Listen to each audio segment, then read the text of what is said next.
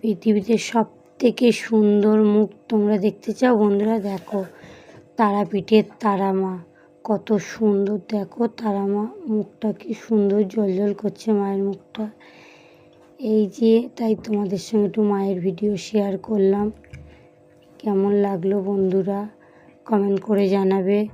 আর জয় মা তারা বলে একটা কমেন্ট করো বন্ধুরা। মা সবাইকে ভালো রাখবে।